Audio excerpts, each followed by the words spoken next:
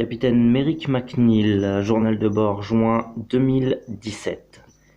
Bon, je suis approché des ruines. Je les explore tout doucement, toujours à la recherche d'une entrée, de savoir où est le Léviathan. Pour l'instant, je ne trouve rien. Je fais chou blanc. Ah, tiens, salut le poisson. Bref, pour l'instant, je vais continuer d'observer, de voir, d'explorer. On verra bien ce que je trouve. En attendant, on va retourner sur Terre et on va parler, justement, et de ses habitants. Moi, je vais arrimer le mini sous-marin à l'Odysseus. Je me prépare. Je téléporte. Donc, à de suite les internautes. Savage Production présente.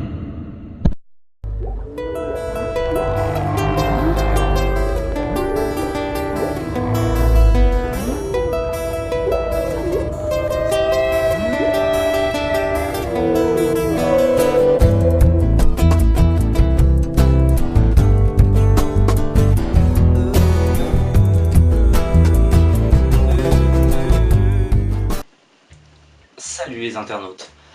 Bon, on a parlé des divers biotopes en terrario. On a parlé aussi du substrat et de la sédimentation en fonction de ces derniers biotopes. Maintenant, on va parler des détritivores et de la microfaune en terrario. Mais avant ça, on va faire une petite pause biologie et on va parler des sols et de leur microfaune. Le sol est constitué d'un écosystème complexe et extrêmement fragile. Quelques dizaines de millimètres pour certaines espèces comme les protozoaires, les tardigrades, les rotifères, les acariens et les nématodes. Mais d'autres dépassent le centimètre comme le colombole, les cloportes, les myriapodes, les isopodes, les pseudoscorpions, etc. Dans cet équilibre complexe, chaque espèce fait partie d'une niche qui lui est propre et joue donc un rôle particulier dans l'entretien des sols et le transport des matières organiques. La plupart d'entre eux sont eurybiotes, c'est-à-dire qu'ils sont très sensibles à certaines variations de pH, d'humidité, d'aération, de température et de minéraux contenus dans le sol. Et aussi à certaines matières organiques présentes dans le sol également. On distingue 4 groupes importants dans l'entretien des sols. Tout d'abord, les vers de terre. Leur nombre dépend entièrement de la quantité de matière organique présente dans le sol. Ils se nourrissent essentiellement de matière organique morte qu'ils vont chercher à la surface et qu'ils emmènent avec eux en sous-sol et qui malaxent avec de la terre. Ensuite, selon les espèces de vers de terre, soit les excréments sont envoyés en surface, soit certains sont stockés dans des poches sous la terre. Ces excréments, on appelle ça des tortillons. Ces tortillons, vous les voyez assez régulièrement, souvent dans des terres, dans des terrains où vraiment il y a beaucoup d'herbes. Moi je me rappelle, souvenir de gosse, j'en voyais énormément quand j'étais à l'école primaire dans la cour, là où il y avait le gazon. C'est le milieu où les espèces de vers de terre qui remontent leurs excréments vivent le plus. Donc observez un petit peu, vous allez voir des petits tortillons comme ça. Ce sont des excréments de vers de terre, donc des matières organiques digérées, mélangées à de la terre. Et donc ces tortillons, le mélange une fois opéré, va être dissous par la pluie et renvoyé à la terre pour ce qui est en surface, donc va être renvoyé vers les racines des plantes ou va être digéré par les racines fines des plantes quand ils sont planqués dans des poches sous terre. Le deuxième groupe est celui des arthropodes, celui qu'on connaît le plus. Ce groupe en fait regroupe tous les insectes entre guillemets présents dans le sol. Donc les colomboles, que l'on connaît tous, les arachnides comme les acariens du sol et les myriapodes. La plupart de ces espèces sont extrêmement petites et contrairement aux vers de terre, ils dégradent donc les matières organiques mortes mais ne l'ingèrent pas en même temps que des quantités minuscules de terre pour les malaxer dans leurs intestins.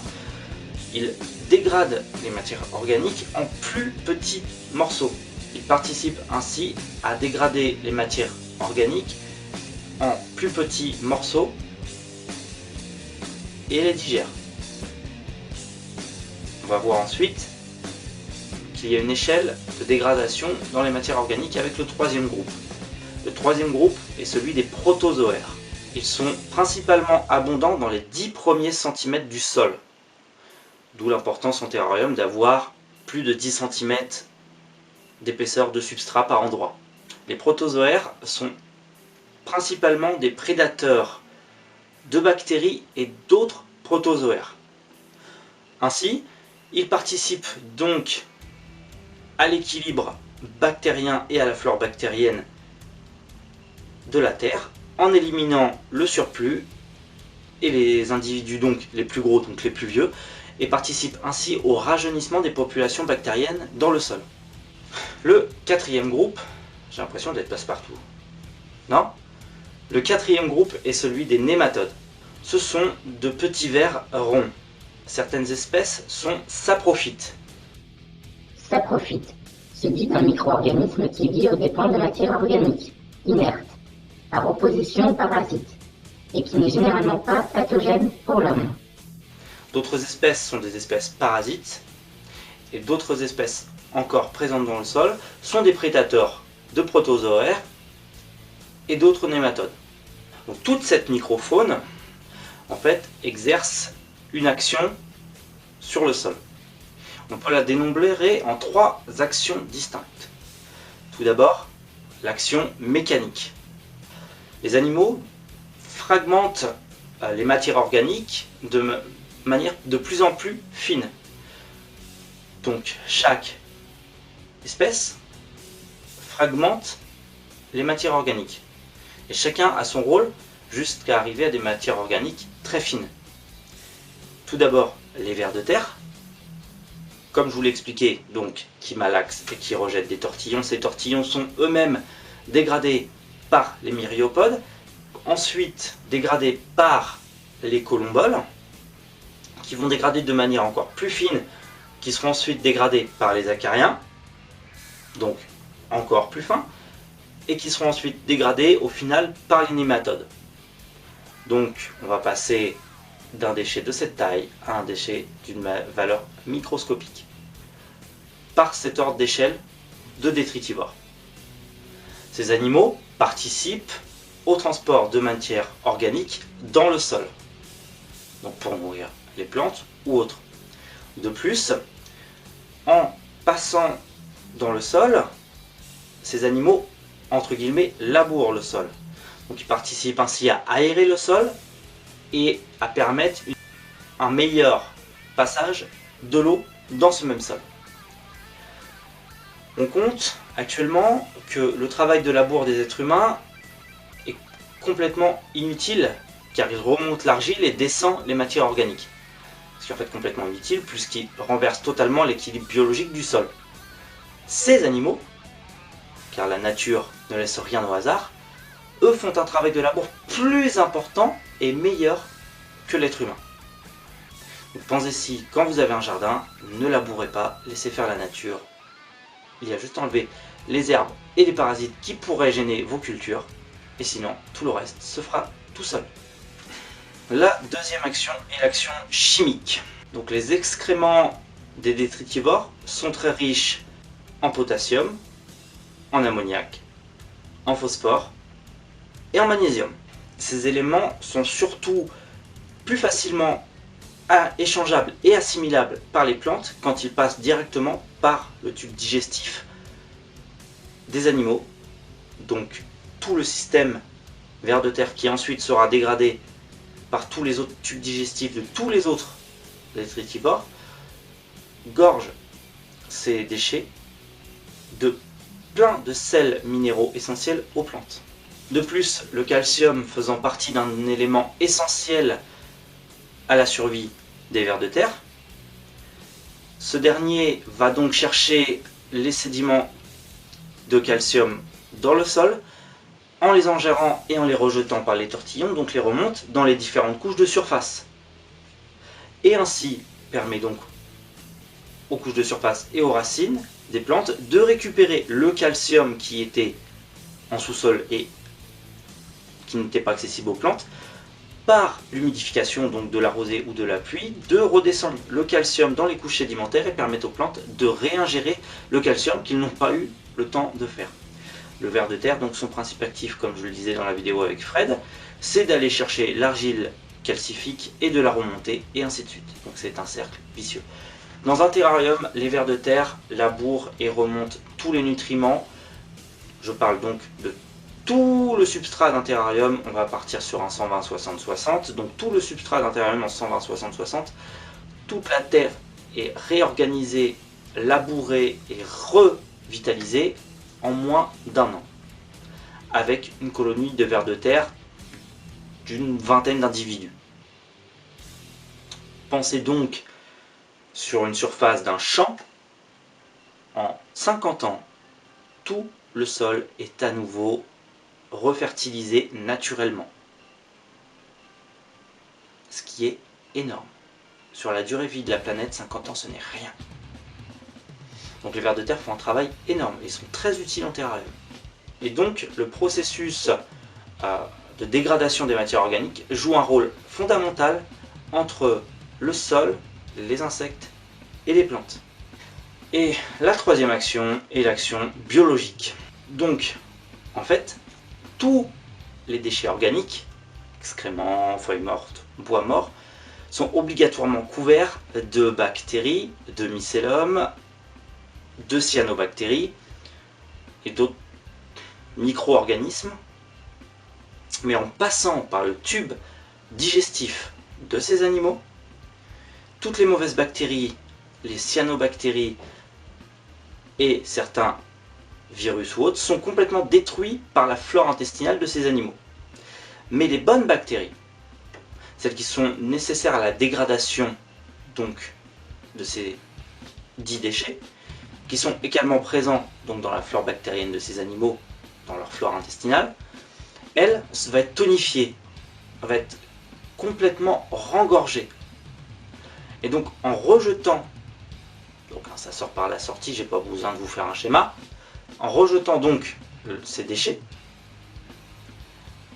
une fois qu'ils ont fait le voyage dans le tube digestif, donc ils vont être nettoyés entre guillemets et vont être porteurs de bactéries saines qui vont aider à la dégradation mais aussi au nourrissage des plantes et à une bonne sédimentation, un bon équilibre biologique dans le sol. Donc en fait ces trois actions participent à l'entretien du sol et à sa fertilisation. Sans l'une de ces trois actions, le sol serait infertile et donc serait complètement aride, sans aucune végétation, il n'y aurait plus d'équilibre biologique, donc d'où l'importance de ne pas utiliser de pesticides. Car au final, vous faites que détruire un équilibre biologique qui est unique, mais fragile, mais qui fonctionne très bien sans avoir besoin de notre aide. Ok, c'est bien joli tout ça, mais dans les terras, on met quoi comme détritivore? Ça, c'est une bonne question, et on va le voir ensemble. Bon, alors on va commencer par ce que moi, je fais personnellement. Alors je vais vous donner en fait les détritivores que moi j'utilise personnellement dans mes terrariums. D'autres en utilisent plein d'autres, moi je fais comme ça. On va voir ensemble ce que moi je fais, à vous de juger ce qui est mieux pour vous. Donc déjà dans les terrariums arides, bon là on ne le voit pas mais comme celui de Melanthropeltis californiae par exemple, j'utilise principalement des ténébrions molitors, donc en fait les adultes de vers de farine. Je me surprends encore à trouver des vers de farine, donc des larves de ténébrions, dans les terrains. Généralement dans les coins les plus humides sous les pierres.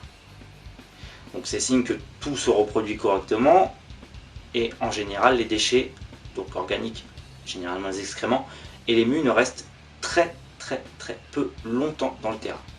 En 2 jours c'est viré, dévoré, liquidé. On peut aussi utiliser des blattes, comme les Red Runner ou les blattes d'Ubia.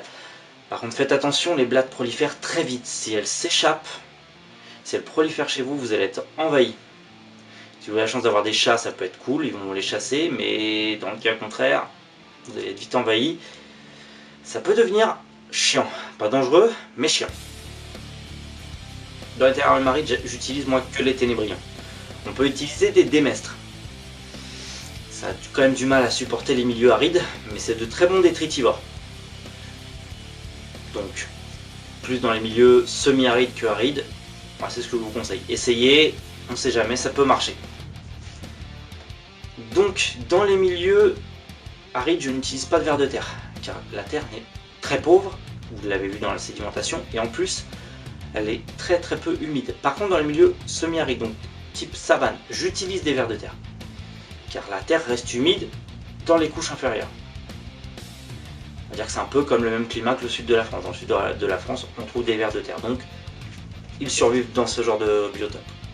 J'utilise aussi des ténébrions et quelques cloportes dans les coins les plus humides. Je veille à ce que ces coins restent humides, car les cloportes sont des crustacés et non pas des insectes, et donc supportent très mal les périodes sèches.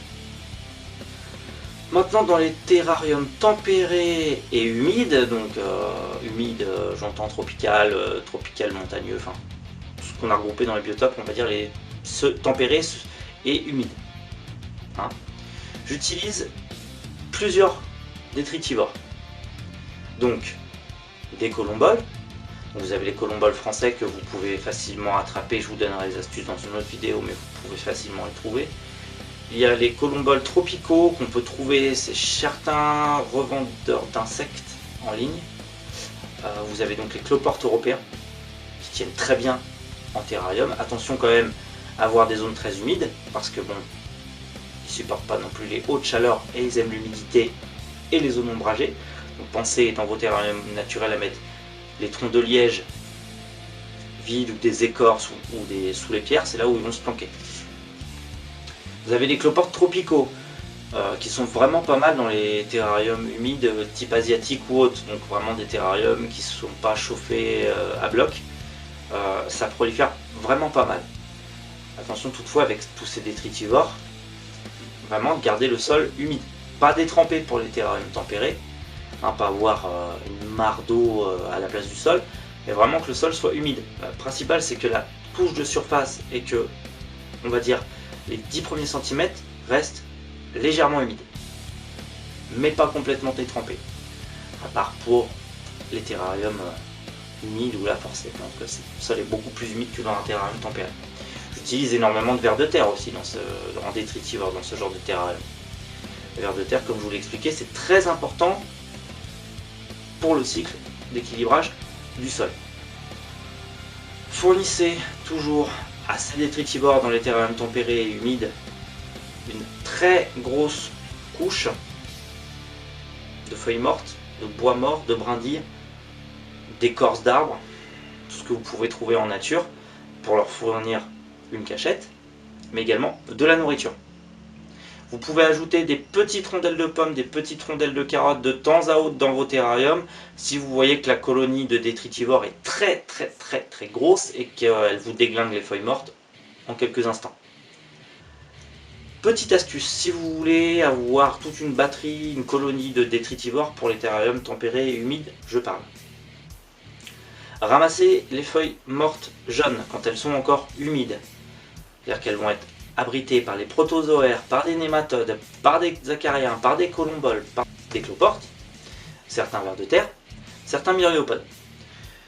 Ramassez le tas, vous le foutez directement en terrarium et vous faites en sorte que l'équilibre biologique soit respecté et que ces animaux restent en bonne santé et participent à l'équilibre biologique de vos terrains. Je rappelle toutefois qu'il n'y a aucune espèce française qui est dangereuse pour les reptiles. Il y a certes des acariens hématophages, mais le O. natricis, donc l'acarien des serpents, ne fait pas partie de la faune française.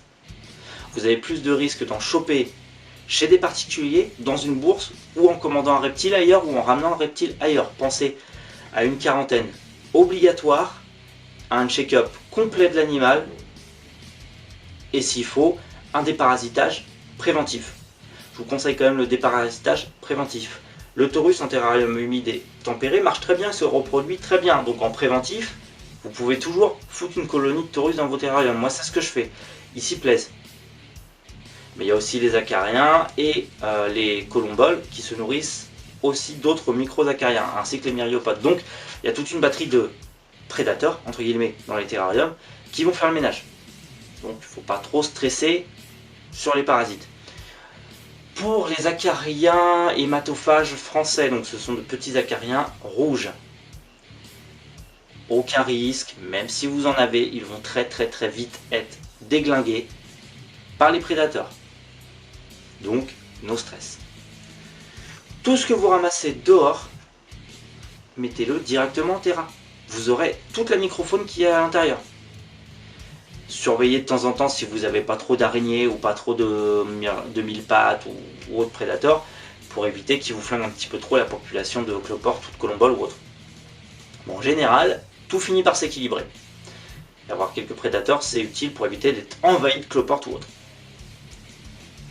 Mais vous faites comme vous voulez.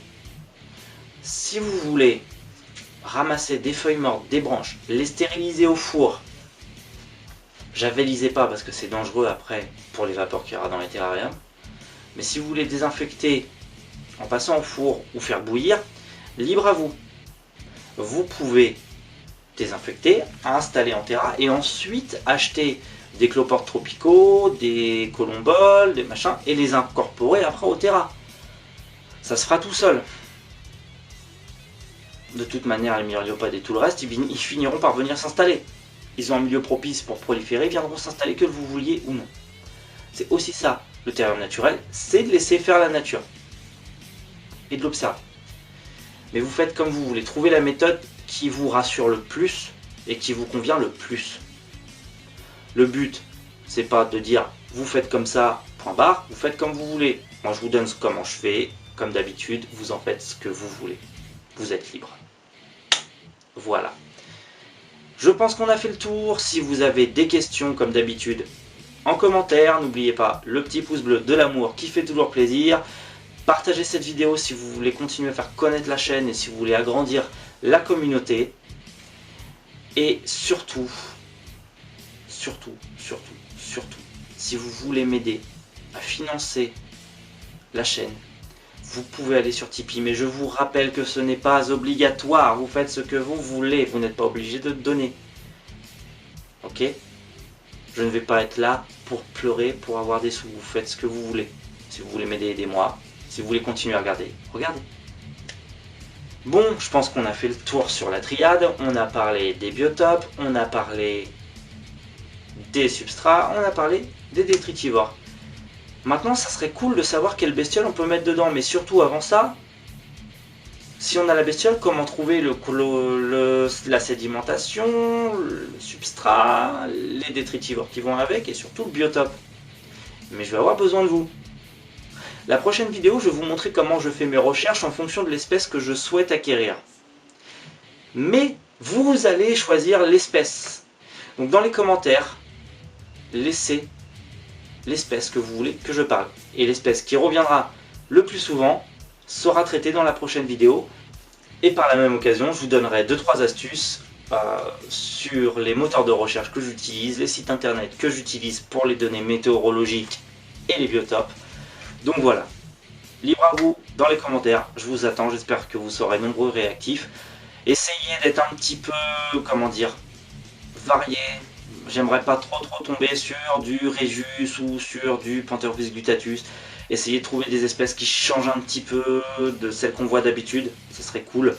Mais vous faites ce que vous voulez, cette chaîne elle est pour vous, donc c'est vous qui décidez. Sur ce, moi je vous laisse, je vais retourner sur l'Odysseus, comme d'habitude. On va aller chercher cette saloperie de Léviathan. Moi je vous dis à la prochaine. Ciao les internautes.